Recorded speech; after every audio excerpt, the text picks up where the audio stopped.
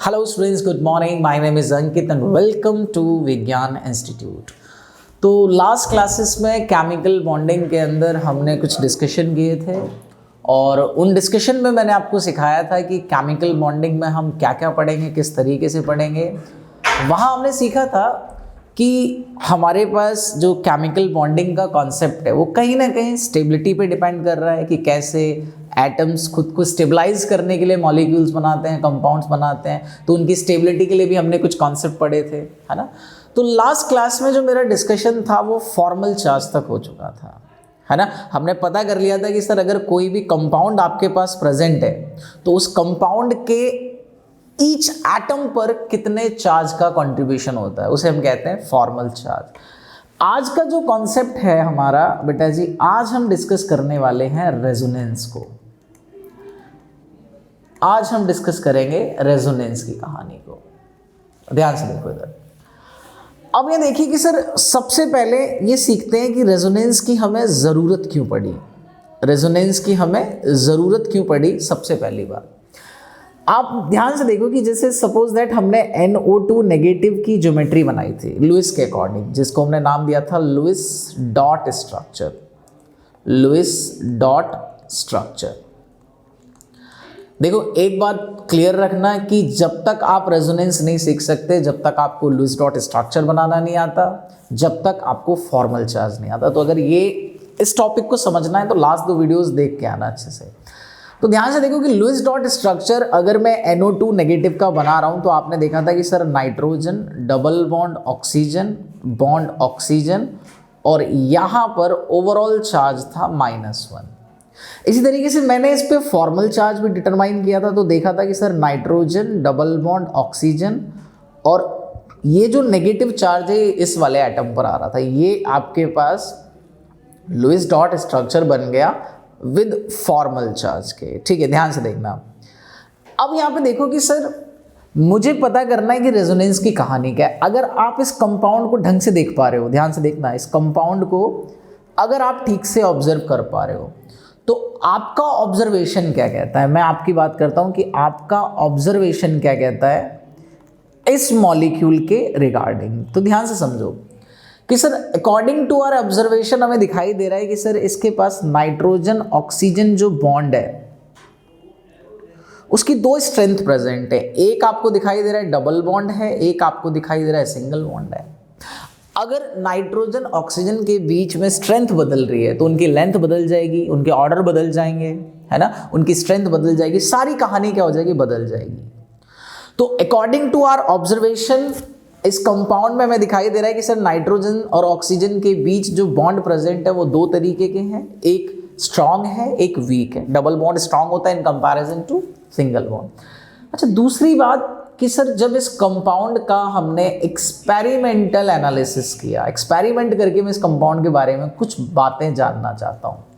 तो experimental analysis ने हमें क्या बताया कि सर इस कंपाउंड के अंदर जितने भी नाइट्रोजन ऑक्सीजन बॉन्ड प्रेजेंट हैं उन सब की स्ट्रेंथ सेम है, वो सब सेम स्ट्रेंथ के हैं, है ना। सबकी स्ट्रेंथ कैसी है, सब सेम स्ट्रेंथ के हैं वो।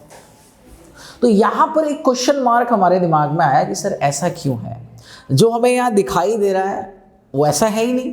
हमें दिखाई दे रहा है कि सर नाइट्रोजन का एक सिंगल बॉन्ड, एक डबल बॉन्ड है, बट एक्सपेरिमेंटल एनालिसिस इस बात को डिनाई कर रहा है। उसका कहना है कि सर इसके पास जितने भी नाइट्रोजन ऑक्सीजन बॉन्ड है सबका बिहेवियर सेम है, सबकी स्ट्रेंथ सेम है, सबके बॉन्ड लेंथ सेम है। तो यहाँ पे ये क्वेश्चन मार्क लगा कि सर ऐसा क्यों है। जो हमें दिखाई दे रहा है वो एक्चुअल में एक्सपेरिमेंट क्यों नहीं बता पा रहा। तो इस क्वेश्चन मार्क को समझने के लिए ही हमारे पास एक कॉन्सेप्ट आया जिसको नाम दिया गया रेजोनेंस, जिसको नाम दिया हमने रेजोनेंस। तो सबसे पहले हमने ये सीखा कि सर रेजोनेंस की ज़रूरत क्यों पड़ी हमें। आपको क्लियर होगी ज़रूरत पड़ने का रीज़न क्या है कि सर बहुत सारे कंपाउंड ऐसे थे जिनको देखकर जो हमारी ऑब्जर्वेशन थी वो एक्सपेरिमेंटल एनालिसिस से मैच नहीं हो रही थी। अगर मैच नहीं हो रही दैट मीन्स कि कहीं ना कहीं हमारी ऑब्जर्वेशन में कमी, एक्सपेरिमेंट तो गलत नहीं बताएगा। तो बहुत सारे कंपाउंड्स के अंदर हमारा जो एनालिसिस था वो गलत हो रहा था और उसी बात को समझने के लिए जो कॉन्सेप्ट आया उसको नाम दिया हमने रेजोनेंस। तो अब हम बात करते हैं रेजोनेंस की। तो सबसे पहले मैं डिफाइन करता हूं रेजोनेंस के बारे में। तो आप कहोगे कि sir the physical and chemical properties, the physical and chemical properties, the physical and chemical properties of an compound, properties of an compound, किसी भी मतलब बहुत सारे कंपाउंड आपको ऐसे मिलेंगे जिनकी फिजिकल एंड केमिकल प्रॉपर्टीज उस कंपाउंड के सिंगल स्ट्रक्चर के थ्रू आप कभी नहीं बता पाओगे। उसको समझाने के लिए you have to make more than one geometries, ठीक है। तो the physical and chemical properties of an compound never be explained या are not explained लिख लो, never be हमेशा नहीं होता, are not explained through the single structure,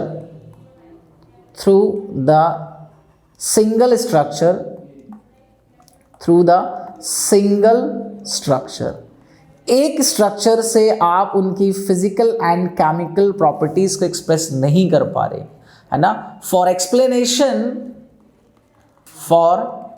explanation we have to make more than one geometry, we have to make more than one geometry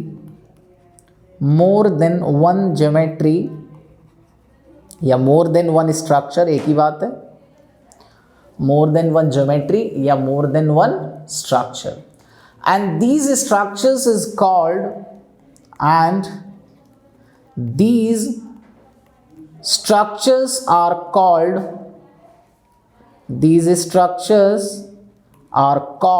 resonating structure,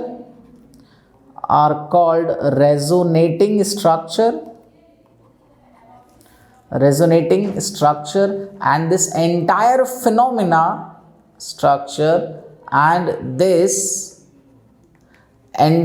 phenomena is called resonance. Entire phenomena is called resonance. तो देखो, जो अब तक हमने सीखा था कि sir resonance की ज़रूरत क्यों पड़ी, उसको मैंने लिख के आपको बता दिया कि सर बहुत सारे कंपाउंड आपको ऐसे मिलने वाले हैं जिनकी फिजिकल एंड केमिकल प्रॉपर्टीज को आप सिंगल स्ट्रक्चर के थ्रू डिटरमाइन नहीं कर पाएंगे। अगर आप उनकी फिजिकल एंड केमिकल प्रॉपर्टीज को एक्सप्लेन करना चाहते हो then you have to make more than one geometry, और ये जितनी भी ज्योमेट्रीज बनेंगी इस प्रोसेस के अंदर, उन सारी ज्योमेट्रीज को हम कहते हैं रेजोनेटिंग स्ट्रक्चर। और इस पूरे प्रोसेस को जिसके अंदर आप रेजोनेंस कर रहे हो, इस पूरे प्रोसेस को ही नाम क्या दिया हमने, रेजोनेंस कह दिया। So this is the basic terminology of resonance. चलिए अब आप ध्यान से देखिए कि सर रेजोनेंस होता किस तरीके से है ना। रेजोनेंस हमें पता कैसे चलेगा कि किन मॉलिक्यूल्स के अंदर आपको रेजोनेंस देखने को मिलेगा, कहाँ पे रेजोनेंस नहीं होगा। तो आपको देखो 3 बातें याद रखनी है। एक है आपके पास A, B, C, 3 पॉइंट आप नोट डाउन कर लीजिए।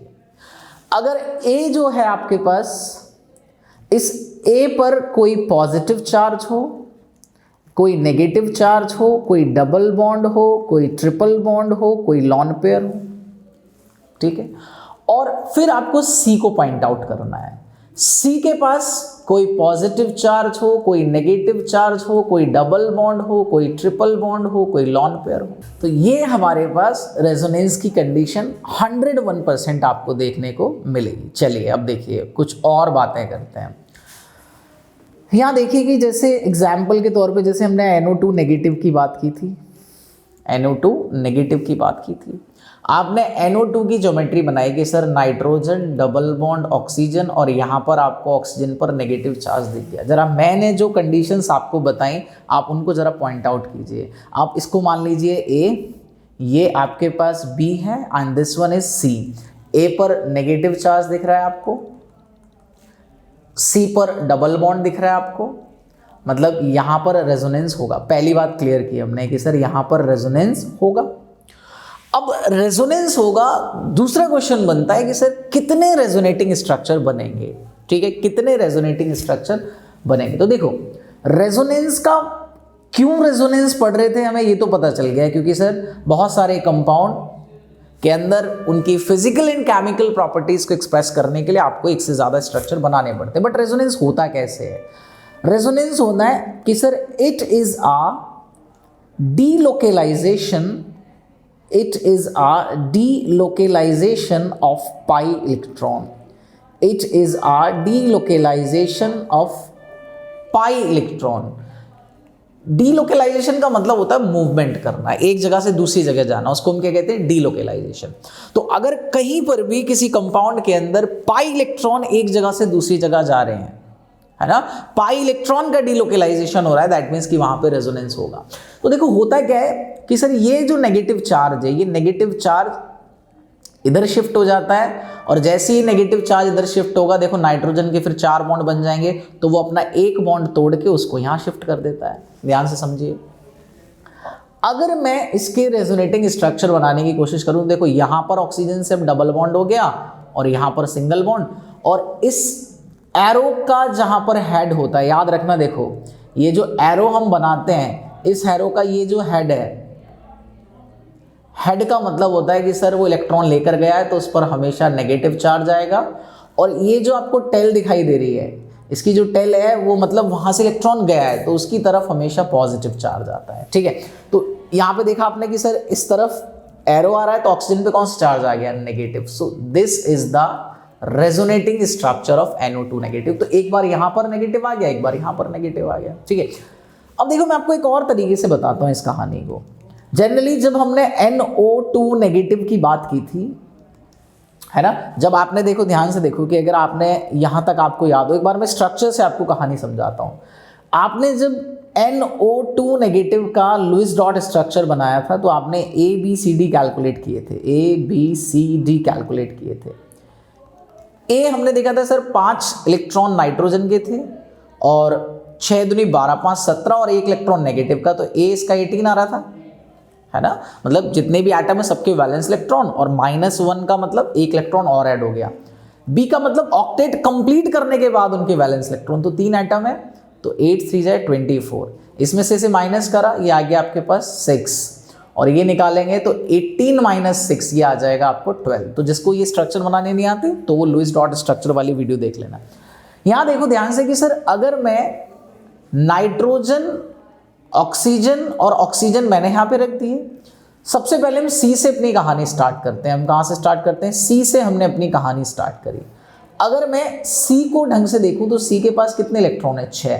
तो ये सी रिप्रेजेंट करते हैं बॉन्डिंग इलेक्ट्रॉन्स को, मतलब ये वो इलेक्ट्रॉन्स होते हैं जो बॉन्ड बनाते हैं। तो देखो सबसे पहले हमने सिमेट्रिकल डिस्ट्रीब्यूशन करा, 2 इलेक्ट्रॉन इधर दिए, 2 इलेक्ट्रॉन इधर दिए।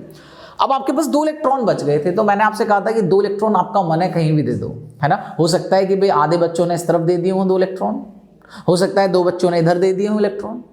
तो इसमें क्या है कि सर जब इलेक्ट्रॉन की पॉसिबिलिटी होती है ना, जहां पर ये बात आ जाए कि सर अपनी मर्जी से इलेक्ट्रॉन दे दो, तो वहां पर दोनों जगह देने के चांसेस हैं। तो ऐसे ही कंपाउंड में कंफ्यूजन आती है, ऐसे ही कंपाउंड में हम एक्सप्रेस नहीं कर पाते चीजों को।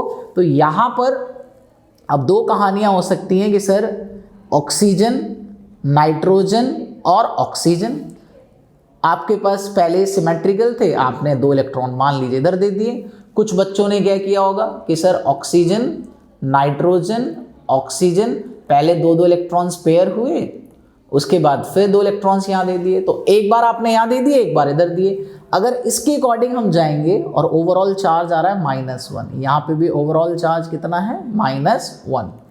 तो ध्यान से देखिए सर, नाइट्रोजन ऑक्सीजन के बीच में सिंगल बॉन्ड, यहाँ पर आ गया डबल बॉन्ड, और ओवरऑल चार्ज है हमारे पास -1। यहाँ पे ऑक्सीजन से इधर डबल बॉन्ड आ गया, यहाँ पर ऑक्सीजन, और ओवरऑल चार्ज है आपके पास -1। तो चार्ज जो -1 आ रहा है वो सिंगल बॉन्ड पे आएगा। ठीक है, ये तो क्लियर है। तो अगर मैं NO2 नेगेटिव की बात करूं तो वहां पे 2 रेजोनेटिंग स्ट्रक्चर आपके पास बनेंगे। चलिए और सिंप्लीफाई करते हैं इन चीजों को। यहां देखिए कि सर अगर मैं आपके सामने एक और छोटा सा कॉन्सेप्ट रखता हूं, मैंने आपके सामने रख दिया कि हम बात कर रहे हैं, जैसे NO2 नेगेटिव आपने देख लिया, ठीक है। अब हम बात करते हैं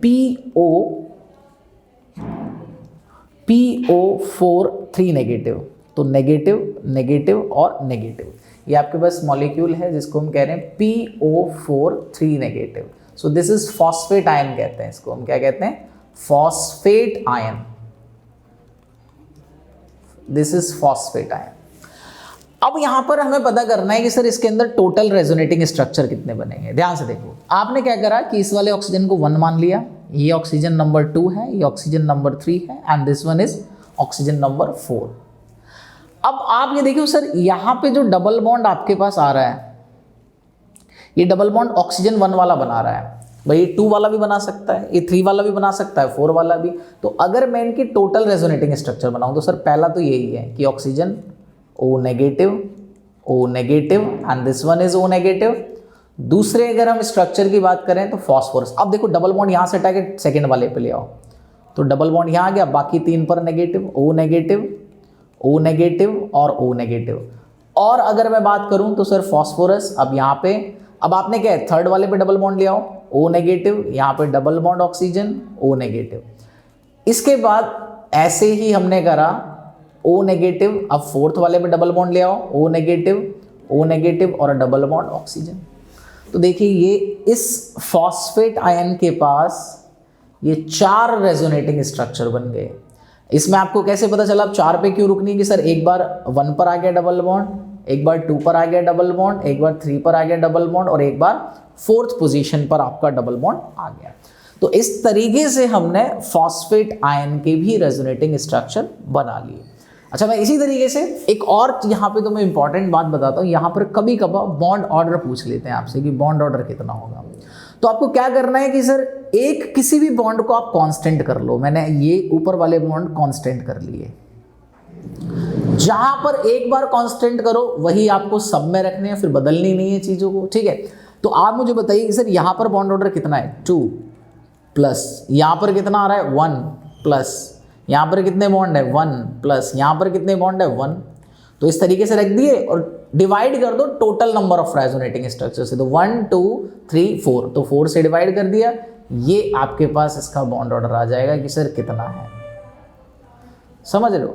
तो आप किसी का भी देखो अगर इससे निकालोगे तब भी देखो 1 2 1 1 सब पे सेम रहेगा। इसीलिए इस PO4 2 नेगेटिव के अंदर all oxygen phosphorus bond same strength के हैं, सेम उनका बिहेवियर है। समझ में आई कहानी। चलो नेक्स्ट देखते हैं। देखो इधर ऐसे ही हम और कुछ कंपाउंड की बात करते हैं। मैंने आपके सामने लिया SO4 2 नेगेटिव।